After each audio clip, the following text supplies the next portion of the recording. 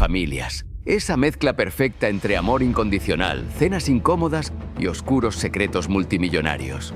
Pues si creías que tus primos son raros, espera a escuchar sobre los Quant. En el mundo de las grandes fortunas, hay apellidos que pesan más que otros.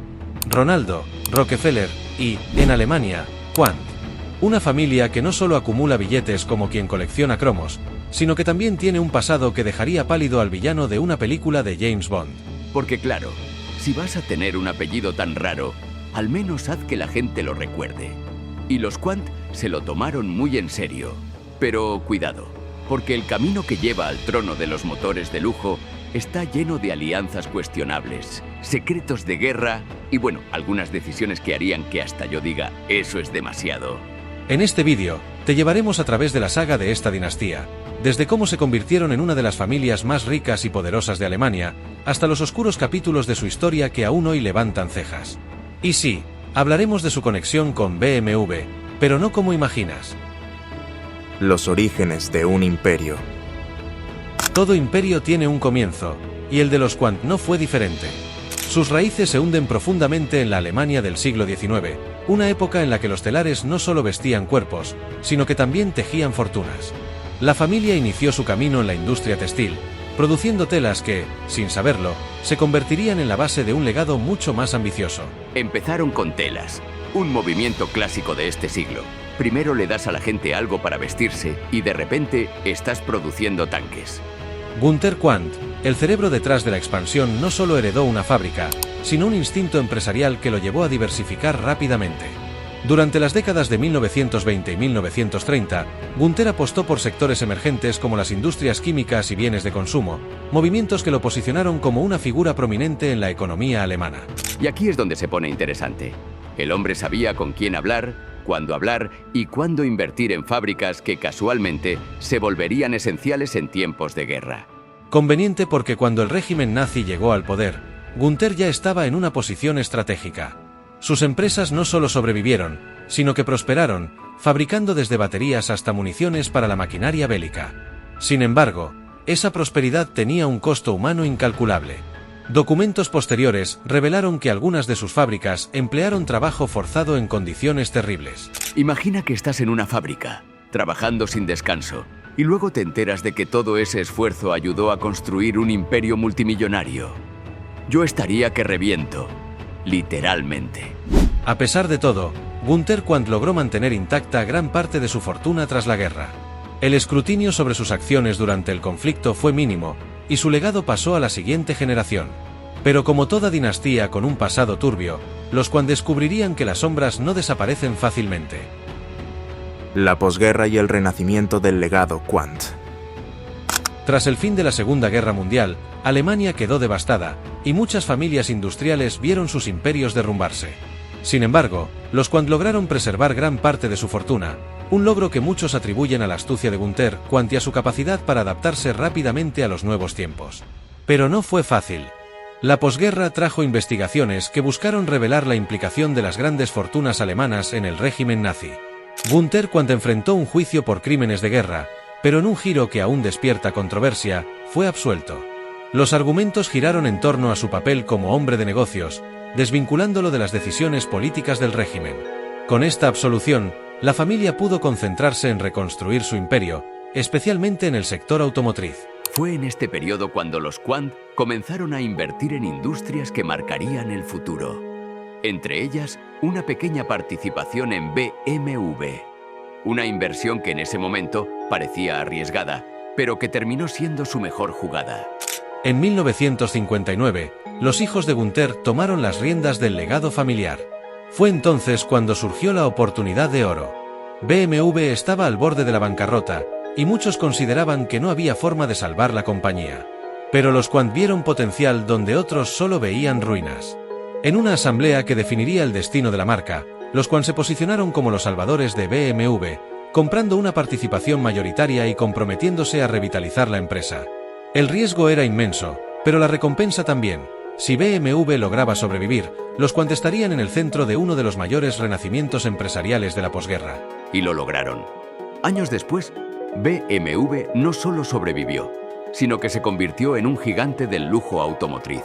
Mientras tanto, Los Quandt no solo consolidaban su fortuna, sino que también construían una reputación que, aunque polémica, los mantendría como una de las familias más influyentes de Alemania. Pero no todo fue triunfo. La sombra del pasado de Günther Quandt siguió persiguiendo a la familia, especialmente cuando en décadas posteriores se hicieron públicos los registros sobre el uso de trabajo forzado en sus fábricas. Esta mancha histórica se convirtió en un tema recurrente cada vez que se hablaba del éxito de los Quandt, recordándonos que no hay fortuna sin controversia. Los Quandt y el ascenso de BMW.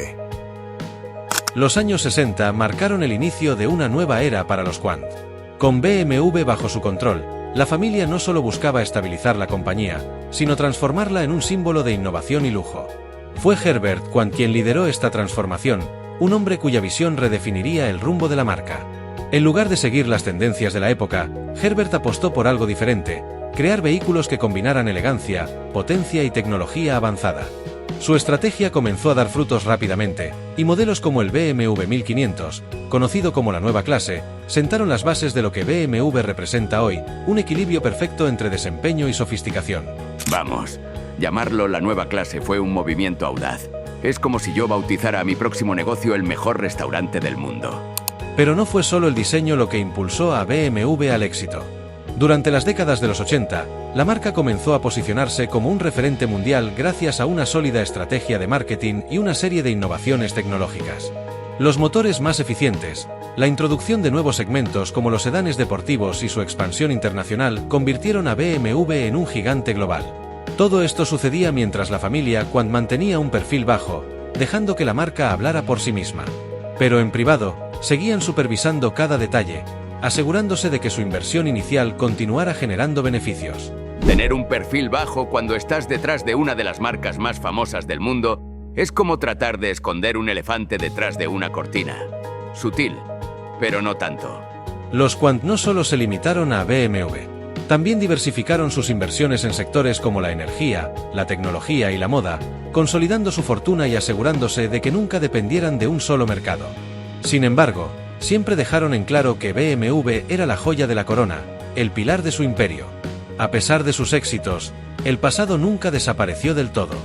Documentales, investigaciones y publicaciones volvieron a poner en el foco la relación de los Quandt con el régimen nazi, cuestionando si un imperio tan brillante podía realmente escapar de las sombras de su origen. Un recordatorio de que incluso los coches más lujosos tienen espejos retrovisores, y a veces lo que ves ahí no es tan bonito.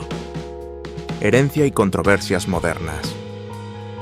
Tras la muerte de Herbert Quandt en 1982, la familia se enfrentó a uno de los momentos más decisivos de su historia, como preservar un imperio que ya era sinónimo de éxito, pero con un pasado que aún generaba preguntas incómodas. La fortuna pasó a manos de Johanna Quandt, la viuda de Herbert, y sus dos hijos, Stefan y Susanne, quienes asumieron el control de la participación mayoritaria en BMW. Aquí es donde la historia toma un giro interesante. Johanna, más que ser una figura decorativa, jugó un papel clave en mantener la cohesión del imperio familiar. Aunque evitó los focos, fue una de las principales accionistas de BMW hasta su muerte en 2015, asegurándose de que la compañía siguiera creciendo sin perder su esencia. Mientras tanto, Susanne, la hija menor, tomó un rol protagonista en la gestión de la familia, convirtiéndose en una de las mujeres más influyentes del mundo empresarial. Bajo su liderazgo como accionista mayoritaria, BMW atravesó una de sus épocas más innovadoras, apostando por la electrificación y los avances tecnológicos. Y no olvidemos a Stefan. Aunque siempre mantuvo un perfil bajo, su rol fue crucial en decisiones estratégicas como la expansión de BMW a nuevos mercados, especialmente en Asia, donde la marca se consolidó como líder del segmento de lujo. Pero como sucede en muchas dinastías, no todo fue éxito. En 2007, un documental titulado Los silencios de los Quandt puso en el centro del debate la relación de la familia con el régimen nazi, exponiendo documentos que confirmaban el uso de trabajo forzado en sus fábricas durante la Segunda Guerra Mundial. Según esos documentos, más de 50.000 trabajadores forzados estuvieron involucrados en las operaciones de empresas controladas por los Quandt. Este tipo de revelaciones no son algo que puedas simplemente pasar por alto, especialmente cuando aún hay sobrevivientes que recuerdan esas atrocidades. Bajo la presión pública, los Quandt financiaron investigaciones independientes para detallar su implicación en ese oscuro periodo. Aunque esto fue visto por algunos como un intento genuino de rendir cuentas, otros lo calificaron como un movimiento tardío para limpiar su imagen. Pero lo que sí hicieron fue documentar cada detalle.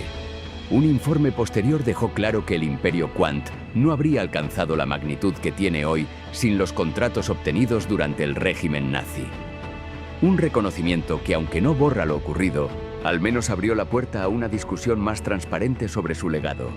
Pese a las controversias, la familia Quant sigue siendo una de las más poderosas del mundo, con una fortuna que supera los 35.000 millones de dólares. Su control sobre BMW no solo les garantiza un flujo constante de riqueza, sino también una influencia que trasciende las fronteras de Alemania. Conclusión. Los Quant son el ejemplo de cómo a veces, las grandes fortunas no se construyen sobre la base de la perfección, sino sobre la habilidad para navegar las aguas turbulentas de la historia. Su legado es un testimonio de supervivencia, reinvención y sobre todo, una constante capacidad para adaptarse a las circunstancias, sin importar lo que quede en el camino. A lo largo de los años, han pasado de ser una familia con un modesto inicio en el sector textil, a convertirse en los titanes de la industria automotriz, con BMW como su joya más preciada. Sin embargo, en la cima de su éxito, el pasado de los Quant sigue siendo una sombra difícil de ignorar. Las decisiones tomadas durante la Segunda Guerra Mundial siguen siendo un tema de debate y análisis, dejando una marca indeleble en la historia de la familia. Y por mucho que quieran ponerle el freno, la historia siempre logra alcanzarles. Si el dinero pudiera borrar el pasado, los Quant serían los primeros en tener un borrador industrial. A pesar de todo esto, los Quant no solo han logrado mantenerse en la cima, sino que han logrado dominar las reglas del juego con una habilidad y determinación pocas veces vistas. Han construido un imperio basado en la innovación, en el control de BMW y en una astucia empresarial que no conoce límites. Pero lo que queda claro es que, mientras más fuerte aceleren hacia el futuro, más su pasado estará en sus retrovisores, recordándoles que, al final del día, el éxito no se trata solo de lo que construyes, sino de lo que estás dispuesto a dejar atrás.